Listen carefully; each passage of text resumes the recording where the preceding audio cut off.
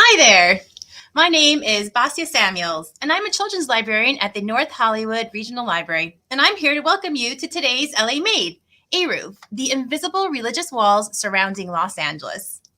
Before we begin, we'd like to thank the National Endowment for the Humanities, our Library Foundation, and our behind-the-scenes staff for helping bring the LA Made programs to you virtually. LA Made focuses on the diverse landscape of Los Angeles, highlighting the immense artistic and performance talents that has developed in the course of the city's eclectic history. If you would like to see more of our amazing programs, please visit our online calendar at lapl.org/events. And for our LA Made programs, visit lapl.org/LAMade. Our website also has blog posts and video links that highlight the library's prolific and diverse resources and upcoming programs. We would also like to take this opportunity to pay our respects and acknowledge the ancestral and unceded territories of the Tongva, Chumash, Fernandinho, Tataviam, and Kizh tribes that is now occupied by Los Angeles. We recognize and acknowledge the first people of this land, honor their elders, past and present, as well as their descendants who are citizens of these nations. For more information on which territory you may reside on, check out native-land.ca. And now, on to today's program, and just in time for the Jewish Heritage Month in May, Eruv, the invisible Jewish walls. There's a hidden wire that travels over 100 miles around Los Angeles, encircling the city's Orthodox Jewish community. This is known as an Eruv. Jewish tradition details sometimes complex laws in relation to the Sabbath, including the prohibition of carrying or pushing items in public spaces. So the idea behind an Eruv is that it expands a home's private footprint so that Orthodox families can perform tasks in public spaces on the Sabbath, like carrying items or pushing strollers. The Eruv is carefully maintained by a huge network of local volunteers who climb telephone poles and streetlights to make sure that there's no break in the boundary. Now, as an Orthodox Jew myself who uses the Eruv every week, I am thrilled to be introducing this subject. The Eruv has truly allowed Orthodox Jews of all sizes and ages, including families with small children and the elderly, the ability to get around easily during the Sabbath. When utilizing the Eruv, our quality of life is much improved, as we can do things like carry prayer books, toys, food to share with others, and we could push wheelchairs and buggies, all of which gives the Orthodox neighborhoods the great privilege of coming together and connecting as a community. And with that little background of myself, I am now excited to introduce Renée Reizman. In our program today, artist and writer Renée Reizman considers the impact of this religious infrastructure while investigating her own Jewish experience. You can find her on social media at Renée Reizman or on her website, reneereizman.com. And now, let's welcome to our LA Made stage, Renée Reizman. Hi. Hello. Hi, Renee. Nice to see you. Same here. I'm thrilled to be discussing this Eruv topic today and learning all about and teaching others about the Eruv. Yeah, me too. I love it from this weird infrastructural angle. I'm an artist that studies infrastructure, urban planning, and policy. And so a lot of times that's like, how does the city communicate with its community to make the infrastructure serve the people? And, Judaism has such an interesting mix of melding the ancient world with the modern world. And trying to make it work for both the sides of the equation. Yes, and the city of LA does a great job. We work hand in hand. The Orthodox Jewish community is so thankful and grateful. And I'm so excited that you're going to be explaining all of that and your journey into figuring it all out. So, yeah. Well, do we just jump right into the talk then? Let's do it. Okay, cool. Yeah, so I'll have some slides that will come up in just a second here. And there they are. And so I'm talking about the Eruv, which is an invisible, but actually not invisible, religious wall surrounding Los Angeles. We call it invisible because it's kind of a thing that no one really knows about if you're outside of the community, but it actually, weirdly enough, is not an invisible wall at all. uh, there are the Los Angeles Community Eruv is actually an enormous project that, as you can see based on this map of LA, it spans over 60 miles in the perimeter, and that means over 100 square miles inside of it. And so it goes all the way from about the Hollywood Koreatown is the eastern border, and then it's kind of enclosed by the 101 and the 405 on the north and the west, and then the 10 on the south. So lots and lots of space is put into this Eruv. And yes, a lot of it is valley and kind of going over geography, but as you can tell, like, I don't know, thousands upon thousands of people are contained in this small, well, not small, huge area of the Eruv. But even though the introduction already kind of explained what an Eruv is, I'll just go over it again. It is a boundary that expands the private domestic space. So think about your home and the boundaries of your home, the physical walls. That would be the only place you can be on the Sabbath. It is a day of rest, and so you're not supposed to lift a finger. And inside the home, you are allowed to do the labor that is necessary for living, like, taking a bath maybe, or carrying food, picking up your kids. You can do that kind of labor. However, you're not really supposed to work in any other way that is not like necessary for like sustenance and everything. And so this idea of resting is taken very, very farther than, for me, resting is I'm in bed watching Netflix and I have TV on and electricity going, and you're not even supposed to do that on the day of rest if you're Orthodox. And so if you are expanding that private domestic space, so there are the things you can do in home but you can't do outside of the house, suddenly the Eruv is basically like, let's take the physical walls of your house and let's make them bigger. Let's encompass everything in this perimeter. And so now you can do those forbidden tasks like pushing the stroller, carrying food to your neighbor's house if you're going to go over for Shabbat dinner, or even for some people, if you're able to walk without a cane normally, but you still use one for support, it's another example of something that they would consider not something you shouldn't do outside of the home. And so one thing I need to really clarify, though, is that this is not a tool that every Jew uses. It is mostly contained to the Orthodox community and the modern Orthodox community. I myself grew up in a conservative Jewish family / Reformed Jewish family. The boundaries between what branch of Judaism you are sometimes very unclear. But for me, we were somewhere between conservative and Reformed, which is actually a lot less strict, I would say, than the Orthodox community. So I personally actually don't use the Eruv, and even though I'm aware of its boundaries, I don't need to pay attention to it on Fridays. I don't go to shul. I should not admit that, but I don't. And I'm going to be probably using my electricity and cooking and living my life the way I normally do on a Friday, / Friday sundown to Saturday sundown. However, for the Orthodox Jews that are more observant, they will be using this kind of once a week, every week, infinitely. And so this photo is an example of them checking this physical boundary that is placed all around a city. And I found this photo from Philadelphia. It's actually interesting to know that Eruvs are not just in Los Angeles or even New York City or Israel, but they're actually all around the world because there are Jews in small populations and big populations all around the world. And so here's some info about the LA Eruv. So there's at least 6 of them in LA County. So the big one I showed you is called the Los Angeles Community Eruv.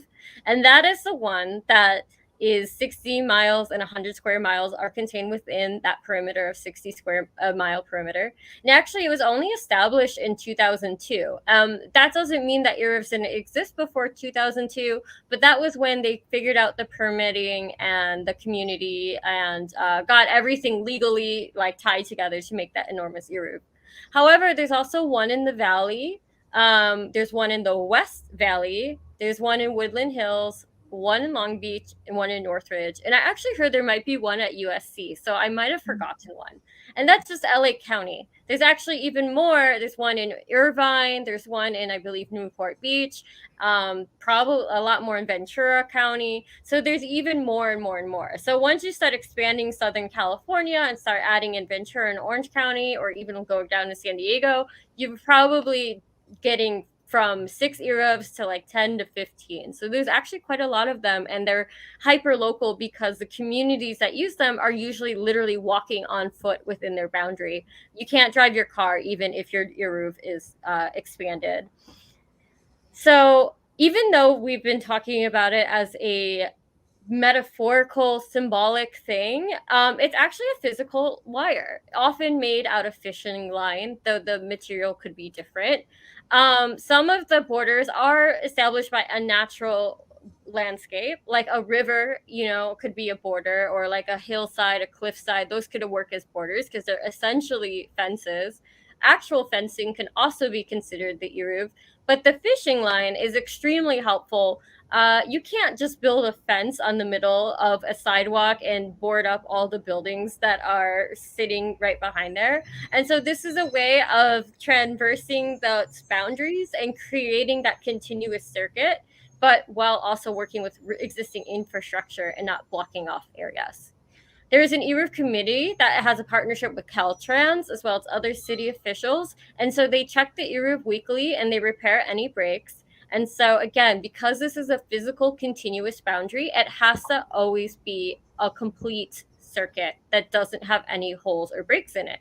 So if any portion of the Eruv is broken or goes down, then the whole Eruv is rendered ineffective. It is completely run by volunteers and donations within the community. Those Eruv checks tend to happen on a Thursday morning, sometimes even before dawn. That way, if there's any issues, you have plenty of time to fix it before the sundown on the Sabbath on Friday. There are, at least in LA, for the big Eruv, there are 3 rabbis, yes, a rabbi team that go and check it and bless it and make sure that it is kosher. So that's what it's called, kosher. If it's not kosher, if it's treif, that's the opposite of kosher, then you cannot use the Eruv. And as I mentioned, even though our big one was established in 2002, a lot of them, the smaller ones that would eventually grow into these bigger Eruvs, started in the 1970s and 1980s. So there was kind of a resurgence of the modern Orthodox movement around that time. And so just because there weren't Eruvs, it didn't mean people didn't observe the holidays. But that blending of, hey, we're starting to work more and go out in the world a little bit more and want to kind of leave our houses, that's their crazy nurture in a way. That community got stronger in the 70s and 80s. And so smaller Eruvs started to pop up around those times. And the ones that exist now, some of them are still the same legacy, and some of them have kind of built upon them to make them even bigger. So just pictures of where these other Eruvs are. Here's a valley Eruv. Now, if you notice, its southern terminus is the 101. And so right on the other side of the 101 is our giant community Eruv. The West Valley Eruv, as you can kind of see on the right edge of it, you see what says Valley Eruv and LA Eruv kind of getting cut off. So the 405 and the 101. And so this West Valley Eruv picks up right on the other side of those boundaries and expands it eastwards. Actually, Basia, I don't actually know if this is an answer you would know the answer question you know the answer to, but I don't know, like, can you stitch Eruvs together and go from one to the other, or are they all? That's an excellent question. I'm not 100% sure. I do know that big thoroughfares like freeways do cause breaks. So that's so part these of. might all border each other, but it's possible you can't go between them. You do see they are kind of connecting. The Woodland Hills, West Hills Eruv, it's a bit more west of that West Valley one. And so again, another community is right around here. And again, it kind of cuts off at the 101 on the south. And then the Long Beach Eruv is much smaller. It's kind of around downtown Long Beach, or actually not downtown, what is it? The Bixby Knolls neighborhood. And so you can't really see it maybe, but in the background you see like there's a little fishing wire crossing across this train track. So that is a picture of the Long Beach Eruv in the background. And then here's the one at Northridge that is maintained by a group called the Young Israel of Northridge. And so that one is kind of close to the university up there by CSU Northridge. And so that is where that one is too. Okay, so here's some infrastructure terms. And so an Eruv is really made of two parts. You have the lechi, which is your doorpost, aka your vertical support. So that could be the lamppost, the telephone pole, the traffic signal, whatever kind of vertical support thing that you're like, ooh, this would make a really good support beam for my Eruv. The Korah is the crossbeam. That's the horizontal plane for the Eruv. Now, if you normally had a doorway, the door has the doorpost and the crossbeam, and then the door goes flush on that. So oftentimes we see that built into infrastructure. But when we're outside and we only have a telephone pole, we don't really have a Korah. We don't really have a physical crossbeam. And so that is where you have to kind of determine what that horizontal plane would be. And then that is what the Eruv, aka the fishing line itself, is going to lay against. And so between the lechi and the Korah, you are creating a perpendicular, kind of like a T-shape connection of 2 points. And then, though not necessarily part of the physical infrastructure itself, I did want to bring up, there's also the Kinyan Kisef, which is a legal document that grants land rights to an Eruv. And so this is still a contractual agreement. Our culture loves to make sure our T's are crossed and our I's are dotted. And in the case of Boston, actually, the Kinyan Kisef was basically a small, a $1 like the coin. They paid that to the city, and they're like, here is our transaction. Here is our legal proof that we have paid for the land rights for the Eruv from now until, I think, eternity. And so for $1 in the city of Boston, that is the price of the agreement. And so a lot of times it's symbolic. It's not literally about the money, but because of the Jewish law and wanting to honor what was written in the Talmud, in the Torah, that is what you still want to try to make it as in accordance to the law as possible. So here again from Boston is an example of if they were to build an Eruv on some infrastructure, how would you do it? And so this would be a power line, 2 power lines across a train track. And so the lechi are these vertical power lines that already existed. Now the Korah would be that Eruv made out of twine going vertically across it. And they saw that there was already wires for trolley pickup. So one easy way to build Eruv is that you find infrastructure that already exists, aka there's the already trolley wires, already power lines being strung across town. So we're not really disrupting anything. We're not making new challenges for people. And so we're going to build upon these kind of things that already exist, and then we're going to put our Eruv on top of it. So again, a very technical, very logistical challenge, and there's a lot to figure out when you're like, okay, where am I going to lay my Eruv around town? Sometimes to make that perpendicular flat Korah Eruv tying work, I'm sorry, that didn't make much sense right there, but I mentioned it has to connect at a T shape. It has to be perpendicular. And so if it's not lying flat across the lechi, it actually is not going to cut it as an Eruv. You actually have to pay attention to that triangular or that perpendicular angle.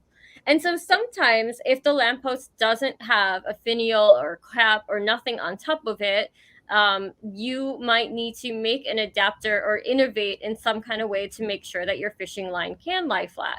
So in this example, the LA Community Eruv, that's the very large one that I've mentioned, they created something they call the Teichman adapter. It might be Teichman adapter. So this was a kind of DIY method of how can we make sure that this lies flat when there's nothing to tie it to. And so it is an X-shaped moldable stainless steel with a ring on top. And so I don't know if my mouse works, if you could see it, but there is basically this entire structure is part of the lamppost, and these little bands of metal that are kind of across, almost like gift wrap ribbon on top in horizontal, that is the adapter. And so that fits on, and it's like a flexible kind of steel material, so if it's really big or really small, you can fit it any way you want. Tighten it around the bottom, kind of like a belt.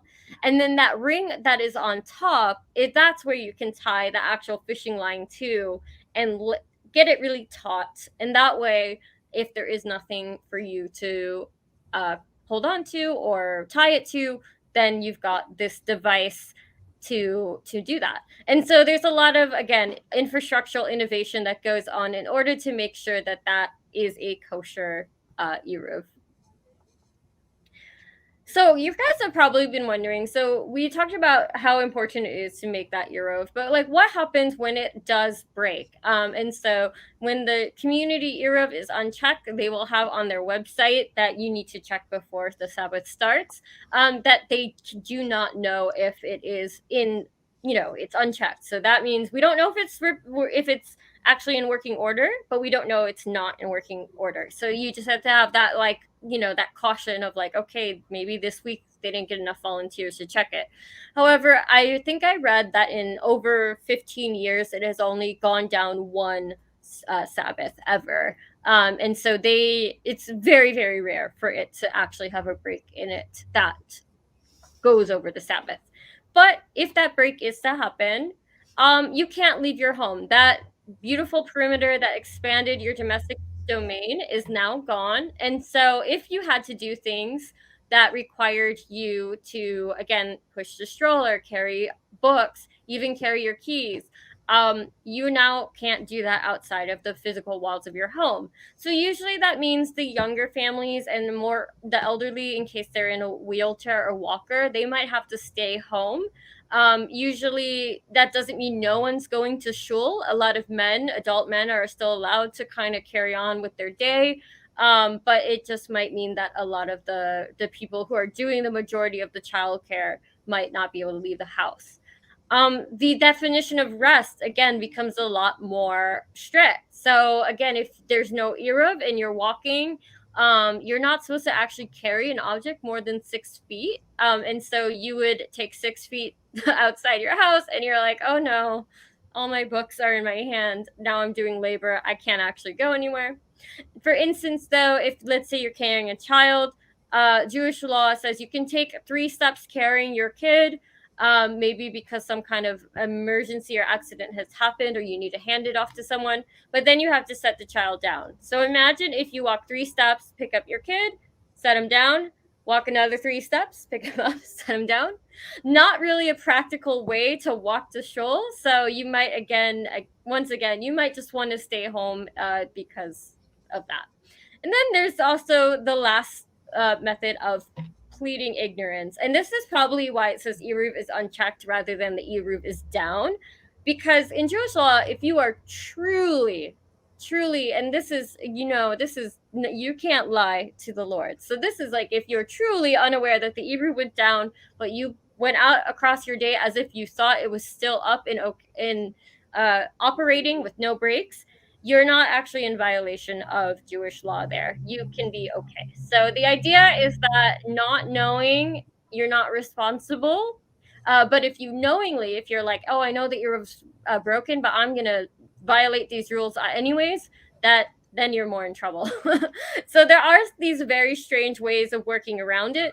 And there's actually communities that don't even use an eruv because they're like, I don't want to deal with that responsibility of like, what if I do find out the eruv went down and then I break these rules and now I feel like I've had a crisis of faith or that kind of thing. And so some communities actually would prefer just not to deal with the logistics of always checking the eruv and the knowledge of like, I knew it was broken and I went out anyways. So there are communities that don't use it. However, again, the idea is that, so hopefully with all the volunteers working together, that the eruv is always in operation, and that it gives you a more seamless transition into life on the Sabbath.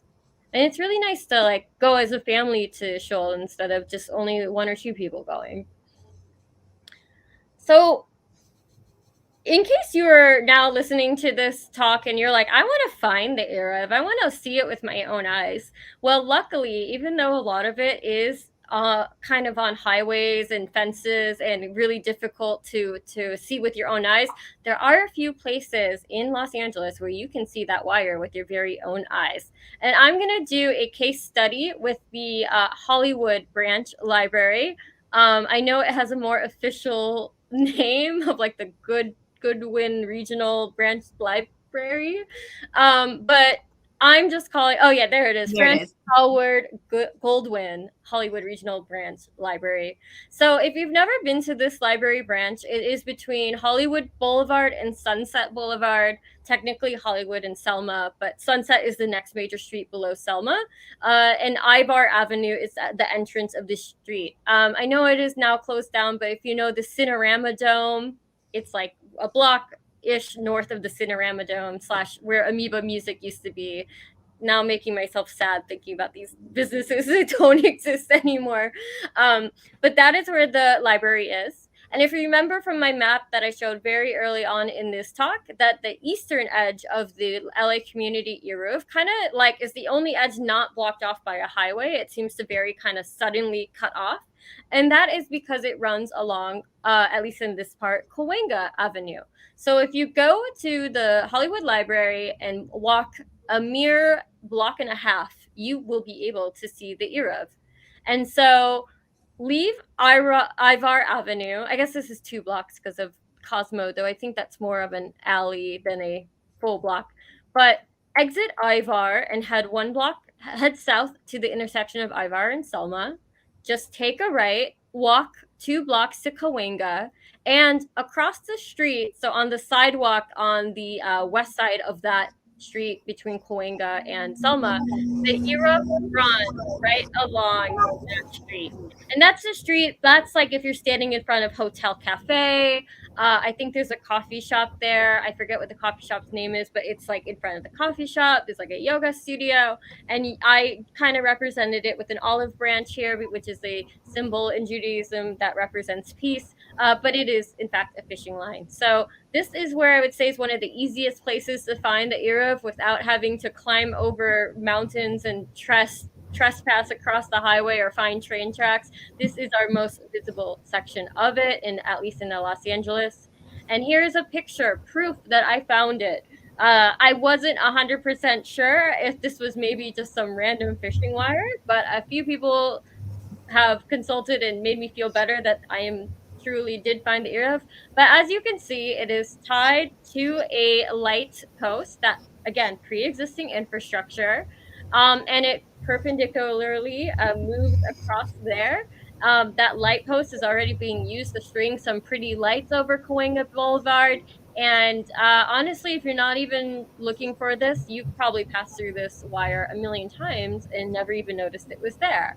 So there's one angle. Here's another angle of it, and as you can see with the way with the sunlight, it kind of almost blends into nothingness at times. It's very hard to see, which in a way is a good thing. So it's not as obtrusive as, I don't know. There have been occasionally some controversies about building Eruv. There was one that was supposed to go up in Venice, and they were going to tie it to a lot of the poles that went against the beachfront. But again, pre-existing infrastructure, not building new poles, though I believe they wanted to put pole extenders so it would go a little bit higher than the signs. But some people said that birds would get tangled in it or it might block the view. But I think, as you can see from these images, it doesn't really impact the view in any capacity. So I don't know if that's a concern. And as far as wildlife goes, to my knowledge, there are not many cases of that actually happening. But if that was a concern, you can actually tie metallic flags or other subtle reflectors to that wire, and birds will be able to see it, birds and bats, and they would be able to not go near it. You could probably also add like ultrasound, echolocation kind of boxes to those pole tops as well. Those probably would send out the signal to deter wildlife. They use that on windmills right now too.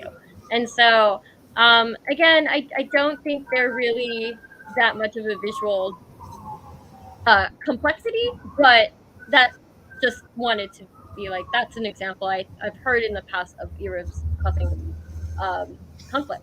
So my presentation on what this Eruv actually is was very, very short, because the rest of the time we can answer questions, or I can talk to Basia about her experience. So I just wanted to say thank you. I actually don't play the clarinet, but there was a menorah in this photo, so I had to like include something showing how Jewish I truly am. But if you want to stay in touch with me, I always more than welcome to follow me on social media or send me an email if you have more questions. And again, I'm also an artist and a writer, and so you can follow my adventures on Twitter or Instagram. So that was my presentation. So I think I'm Wow, Renee, go. I loved it. I loved it. Great. Before we get to questions, so Short and sweet. I I wanted think to ask. Yeah, go ahead.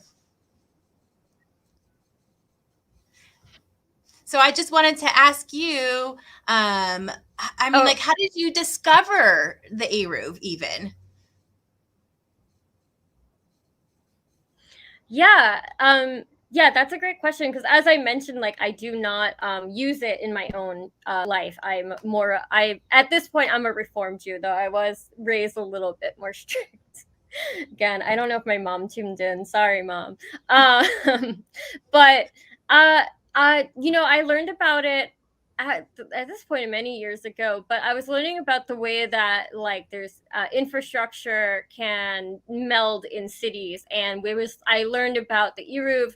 There's also at least one oil refinery in the Pico area or Robertson area that is like there's a fake synagogue that hides the infrastructure. And so it was kind of like this. I was just had learned about ways of kind of hiding these in plain sight things around cities, again, to mix that, like, oh, how do we do non obtrusive city planning, but also balance things like culture and faith. And so somehow the Eruv came up in that conversation. And I wish I could relive the exact point when I learned about it. But me being a big infrastructure nerd, I was like, wait, what is this? And then I focused on the ones in LA, and then I found out they're all over the world in different countries, not just America, like I said, not just America or Israel, but like all around the world. And I forgot if I said this, but the one in Los Angeles actually is believed to be the largest by area in the world. And so even bigger than any in Israel, because Israel will have a lot of smaller ones that, again, are stitched together based on community. And these towns are just smaller. It's the whole country itself is probably about the size of the state of Illinois. So LA, just by being such a big sprawling place, we don't maybe have the largest Jewish community, but we have the largest Eruv because it has to cover the most ground. So that's kind of cool that we have such a big one. We know it's the biggest in America, and they think it might be the biggest. Sorry, Israel. I think we got one up you. We one upped Israel. No, but it makes a lot of sense. LA does have a huge Jewish community, and just the way that the boundaries are set up, like you said, everything is based on infrastructure. There's not a lot of changing or anything that's happening. It's just kind of like an addition to, that allows for the Orthodox Jewish community to operate just so much better. And, growing up, I lived in Long Beach, and that was, I believe, before the Eruv.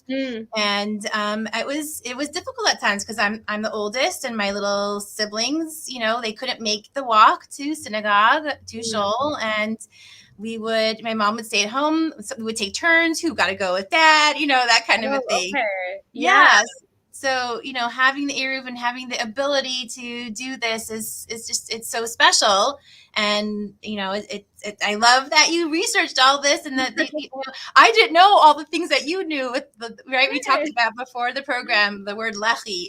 And I had to consult with my husband to make sure that even I was pronouncing it right. And again, if anyone in this chat is even more of an expert, I forgive any mispronunciations I had. I might have even had a few, malapropisms, or I don't know how to say the word, but yeah. But hopefully you got it mostly right. So, Steve, we've had a few questions, it looks like. I believe that Kevin put up there, what determines that the Eruv is kosher? Yeah, so that is when I talked about this team of roving rabbis. And last I read, it's a team of 3 volunteer rabbis, at least again for the LA one.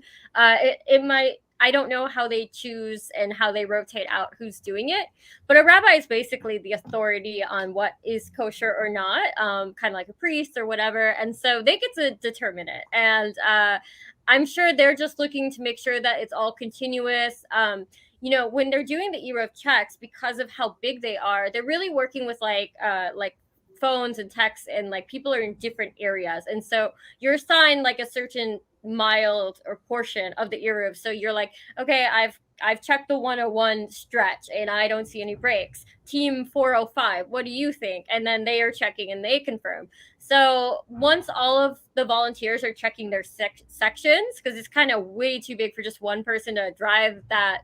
Again, it's 60 miles, and in LA, just going 6 miles is going to take you an hour sometimes. So there's no possible way one person can do it with the time allotted alone. So through that like kind of phone change method of communication, once everyone confirms that their stretch and segment of the Eruv has been is continuous, then they can say, okay, there's no breaks in it, it's kosher, good job. And then actually I had that image where it says Eruv is unchecked, that's yellow. When it is checked and is confirmed, it turns green. And actually I wonder if today, because it is Thursday night, if it is green. If it's green just yet. Yeah.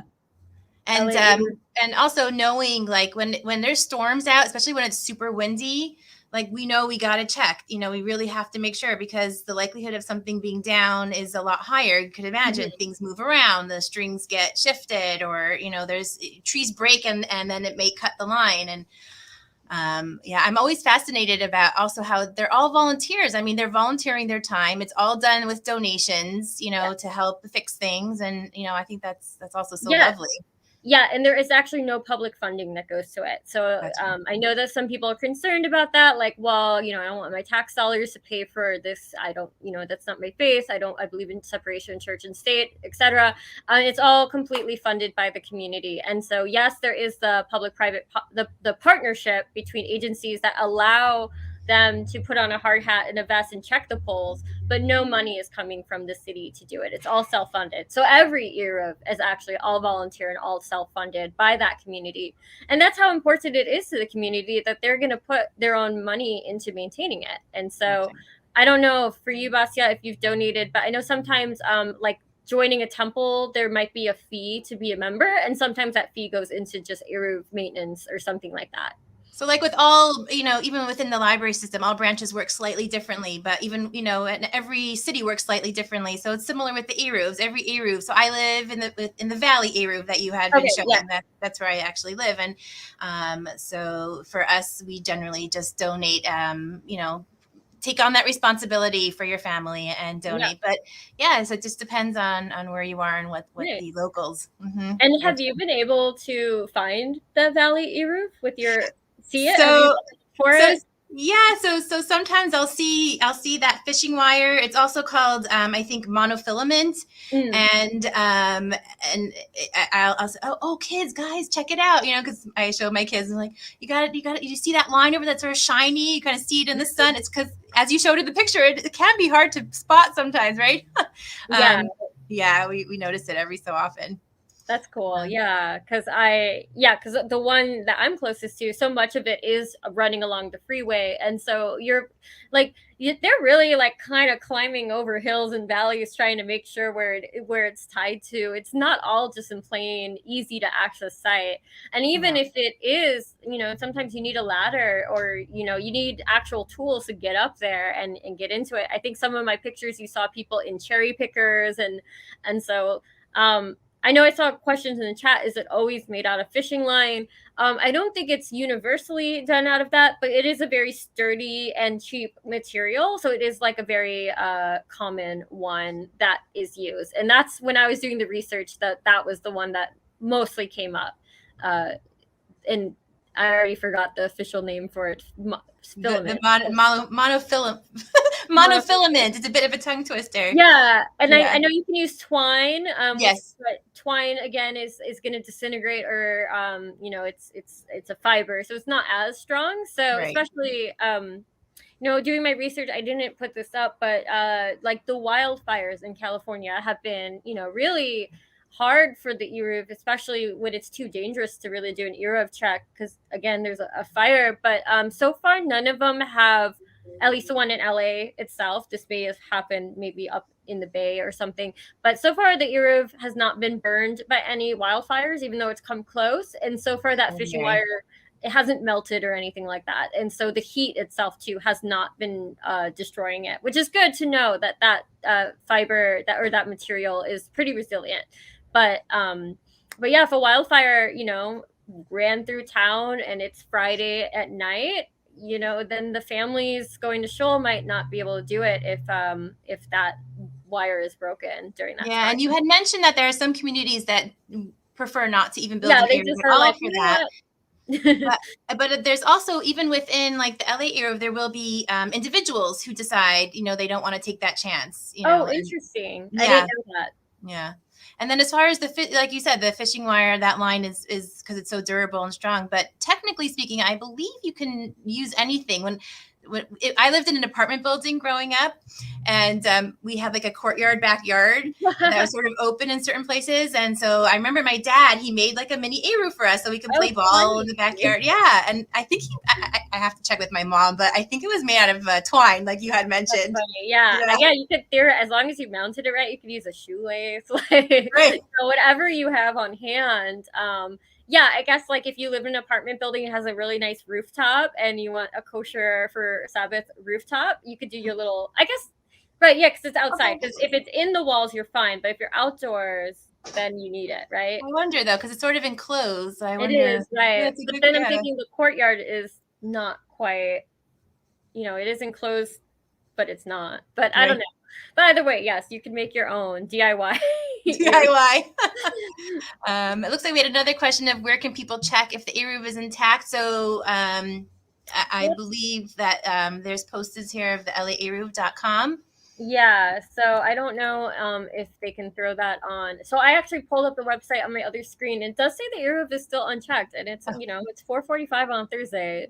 But anytime I start getting nervous about it, like I said, it's only gone down once in like maybe 15 or more years. So I'm guessing either they're just forgetting to update the website or they'll have it done tomorrow. Maybe they're doing it Friday morning instead of Thursday mornings these days. The Right. article, the research I found is from various years, and I didn't find anything from 2022. So it's always changing. How much? Got it. Yeah. In the Valley, I think we have a Twitter, Cool. notification. Yeah. So that's always helpful. You just like, oh, it's ready Friday afternoon. We'll get the tweet and it will tell us checked or, unchecked or good to go or whatever, whatnot. Mm-hmm. And I was just curious, like, so what kind of rest, or like, what kind of things are you allowed to do in the home? So I know, like, because I kept finding a lot of repetitive, like, pushing, carrying objects. Are there other examples of stuff that might make more sense, or are those Well, kind of like the big ones? yeah, those are the big ones because the idea is the enclosure. It has a lot to do with the carrying and the pushing of items, right? So, Yeah. like playing ball, I had mentioned also, because you have an object and you're moving it from one spot to the other. Exactly. So, however you do that, that's why you're a great example of holding the little kid and then walking. Yeah. It's a little bit like that, right? Because you just kind of, they're little toddlers and they don't quite make it too far, right? Yeah. Because you can walk. You're totally fine to walk, but if the kid is, for whatever reason, like I'm tired, my feet hurt, having temper tantrum, whatever mother does, That's right. you can't just like pick them up, set them down, pick them up. Or they're carrying their little baggies of snacks, so that Yeah. could be a thing. Or, prayer books are a big one. Men, when they go to synagogue, they wear the tallis covering. So, there could be. Oh, so even that, it counts as carrying. Well, if they carry it like just on their body and they're still wearing it, that could be part of their clothing. But if they folded it up and it's ready to go in their cases, then, that might be considered carrying, right? That is so interesting. It's all sort of the same form of that moving one object to one place to another. That's why pushing strollers, crutches. I mean, what if you broke your foot? Mm-hmm. There would be another idea. Yeah. So all of that kind of stuff. Yeah. Let's see if we have any other great questions. What does it take to extend an Eruv? That was by Jane. Yeah. Oh, I wish I had gotten more into this process. What I would do is you'd probably, so the current organization that does it is Caltrans rather than LA or Metro. And I think that's because it's going through multiple cities slash highways and stuff. And so I would maybe get in touch with the Caltrans agency or LA or maybe it's Bureau of Street Services, and see if there is a certain permit or procedure. But actually, like the Silver Lake JCC probably has had this conversation at one point, or maybe there are plans for an Eruv that just have never not been conducted, like possibly because of the budget or because of how many volunteers are needed. Right. I know that the JCC is not an Orthodox organization, so it might also just be like, oh, our members are not Orthodox, so they don't really need the Eruv. But Maybe I it's think not requested kind of idea. yeah, it might not just be enough interest, or like necessity. But that is specific to my knowledge with the Silver Lake JCC. I don't know if there's another segment of Orthodox Jews in the Silver Lake, Echo Park, Highland Park area, that is trying to push for one, but just for the logistics hasn't. But yeah, I would start with like the temple and then maybe send in a request to Caltrans, or just start the conversation. And then I'm sure that these conversations have started at some point, but for whatever reason, because of infrastructure, manpower, volunteers, I mean, it is a lot of work. I mean, Yeah. and that's kind of what makes it truly amazing that all these eras function so seamlessly, because it's like it's hard for me to imagine like, oh, you just this is how you spend your time. But Right. It's a so lot. I mean, it's so important for the community to maintain it, again, to, like you said, so that people don't have to stay home, or so you can have, communal meals, or just like have a better sense of that. So That's right. Yes, and I contacted a friend of the family's who's also a volunteer that works in the Valley Eruv, and I was asking about, well, what is the process of putting up a large scaled, Eruv? And he had mentioned that he believes, I believe it was for the Valley Eruv, that there was 28 different agencies that were contacted to figure out just for that one Eruv, and it's on the smaller end. So there's a lot that goes into it, and I think that Jane, I would also suggest maybe speaking to the Chabad rabbis and see if they got things started from there and as well. So yeah, 28. Wow. Yeah, and that kind of, when I saw the Venice Beach one and the controversy, I like I said, I don't think it actually went up, because they actually did get everything permitted by the city. Wow. And paid out of, so because of the environmental concern with the wildlife and the birds, they paid out of pocket for an environmental check, or event. There's certain like government, like environmental, I don't know the right phrase for it, so I'm just saying environmental check, but basically you do a survey of the environment, and that way you make sure, like, oh, what I'm putting up isn't toxic or fatal or whatever. So they paid out of pocket for that environmental check, and actually found, again, there was no issue. But some the public, they still had to do a public comment period, and there was still, I think, enough controversy that it didn't actually go up, or it might still be a debate, actually, because this might have been as recent as 2017, and then we had the pandemic, and so it might actually still be something that's in the work, but hasn't been able to happen because of all these. It's a long process too. It's not something you can just do overnight. I mean, like I said, you could DIY your own era. You could have a bootleg, right. But again, it might, if someone's like, hey, why is this up around my business, then you might have an issue, and so there is a lot that goes into it. And then I'm seeing there's the competing Eruvim. So so if you have more than one, it's the Eruv for one, Eruvin for two or more. I don't understand what it means to compete. So this is where I'm like, can you go from one boundary into the other? Maybe you can't, because I guess that's a sealed perimeter, so you can't go from one to the other in my mind. That wouldn't make sense. But it's, part of me is like, okay, well, if you're all touching each other, why don't you just, like, slice it up connect. again. Well, then I would imagine like you have a network of volunteers, you know, who does what. Maybe that's the competing. They're trying to figure out who's in charge of which part of it. I don't know. Yeah, or maybe the boundaries are like big just to be safe, but it's like, oh, but no one really lives at the terminus of them, so it's like everyone's driving like hours out of the way. You know, I'm guessing that you're trying to. They don't accept another any Eruv. Oh, okay, so it's like trust issues. Yeah.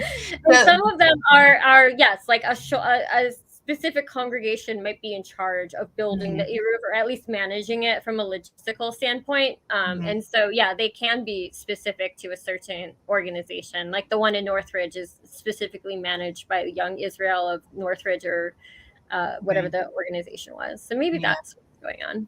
Yeah. There's another question of, has there been any books written about the Eruvs around the world? Because it's so interesting. I mean, just as a side point, I know that there's a lot of books. They are called halachic books that would be written just to determine, you know, all of what makes it kosher or not kosher, right? As Renee was talking about earlier. But as far as like, you know, I love that Teichman. What was it called? The Teichman. Teichman adapter. And somebody wrote about that in a PhD thesis. So I know there's a PhD about Eruv infrastructure. That was how I found that little tidbit. Or the photo is like in someone. There's definitely books about it, but like I don't know if there's like a very specific like one that I can recommend. I'm kind of Googling as I'm talking, and it looks like there is a book that came out by Yale University Press, and it might be out of print now, but you can luckily find it kind of cheap. That sounds cool. I mean, I would imagine that the LA community is not the only one who's created these extras to make things work, you know. Yeah, there's one about, well, there's a more technical one, the laws of an Eruv, a comprehensive review of laws of Eruvin and their practical applications. Bit of a mouthful, but if you want a very technical book about it, it looks like there's a lot of like DI self-published kind of things about Eruv, but you know, it looks like there is yet to be the official trendy New York Times bestseller book about the Eruv. So maybe, you know, if there are any editors in here, you want to pay me to do that. But but it is definitely a great way of thinking about infrastructure. And there was a great article by Avishai Artsy, I think written for KCRW about it. I could probably find a link to that.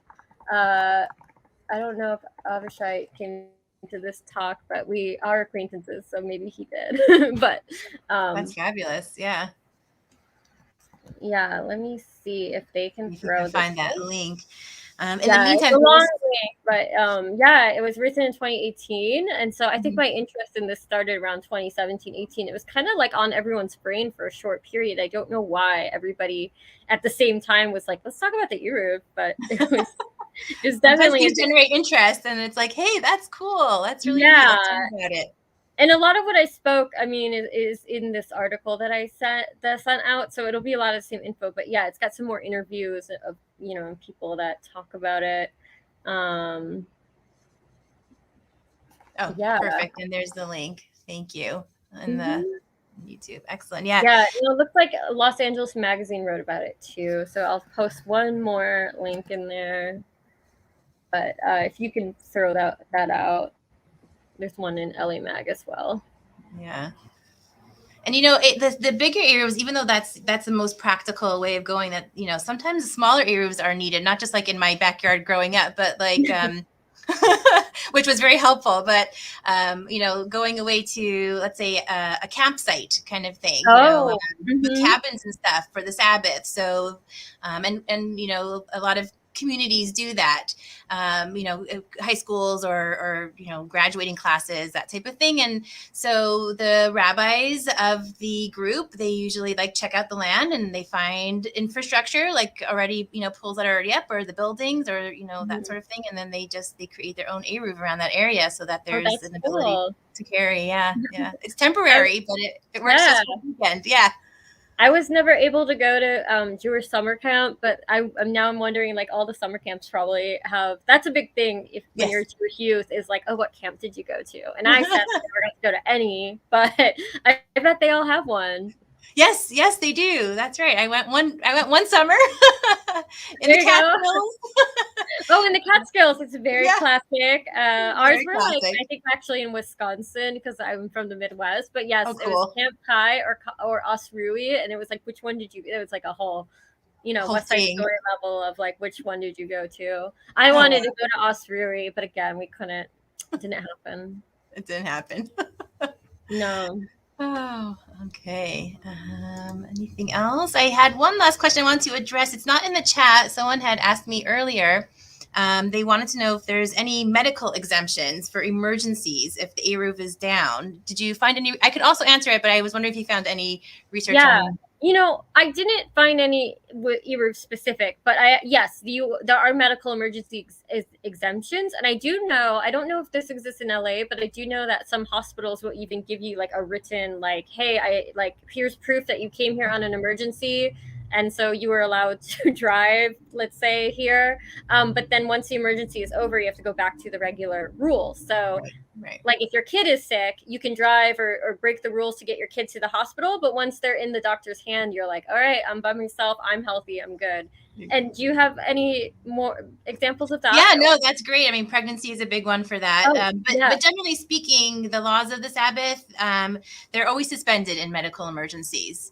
So the Eruv becomes somewhat irrelevant because in Judaism, the rules are basically preserve life more than anything else. And so, if you are sick, emergencies, any kind of danger that could actually impact your life and your quality of life, that's usually when they're like, okay, all rules are out the window because we care the most about living and preserving that. So it's kind of a cool thing to be ingrained in your culture. I agree. And also the beauty of just the Eruv in itself, where it allows, all of these extras to happen. Like I was saying, it just builds community and, getting together with your friends and having celebrations on the Sabbath and, they're long afternoons of days of rest, but it's a great time to build community, to, enjoy each other's company. So, I've mentioned electricity a few times, but you guys have to like literally unplug, it's when people joke like not a cell phone in sight, just vibing. Like it's, I should do that. I should start unplugging on the Sabbath. Sadly, I'm not. Okay. I think, is there any last words, Renee, before? No, I mean, I don't have anything else to say except thank you guys. I mean, you've been so great I love hearing your stories about it too. And thank you everybody who showed up today in the chat. I saw a few familiar faces, so that always makes me feel really good. Aww, that's fabulous. I love the library, so go check out a book. If you don't have a library card, you got to get one. It's free. It's easy. I use mine. And fun, right? Awesome. All right. Well, thanks so much for joining us today. Renee, I thoroughly enjoyed everything you had to teach us. I learned things and I think we had a great conversation. It was awesome. Great. That's so good. I'm glad that even you learned things and you're an expert. Well, somewhat, right? Okay. And thank you to our audience for joining us for today's LA Made program. Remember to check out the library's online calendar at lapl.org/events. And don't forget to check out our next LA Made program on Sunday, April 10th at 2 p.m., where we welcome Father Greg Boyle, founder of Homeboy Industries. In this virtual-only program, Father Greg Boyle, founder of Homeboy Industries, will share what he has learned in 3 decades working with marginalized populations. That love is the answer, community is the context, and tenderness is the connective tissue. He will be joined by actor and producer Richard Cabral. Participants viewing the program will have an opportunity to win a free copy of Father Greg's newest book, The Whole Language, The Power of Extravagant Tenderness. Also, don't forget to sign up for LEPL's fantastic graphic novel reading challenge, which runs until April 9th. I did it. It was loads of fun. Choose titles from our reading list or select a few reading activities, and you'll be entered into a drawing to win a prize pack of some great graphic novels. And lastly, we're excited to let you know that thanks to a generous donation from an organization called Vlada's Seeds of Life and the Ahern Seed Company, we have received thousands of packets of seeds to give away at the libraries: beans, broccoli, cabbage, cantaloupe, peas, squash. So come on by and pick some up at your local library today. I had a lot of fun today with Renee. I thank her very much. And until next time, we truly appreciate your support. The success of LA Made and all of our library programs could not happen without viewers like you. So thank you.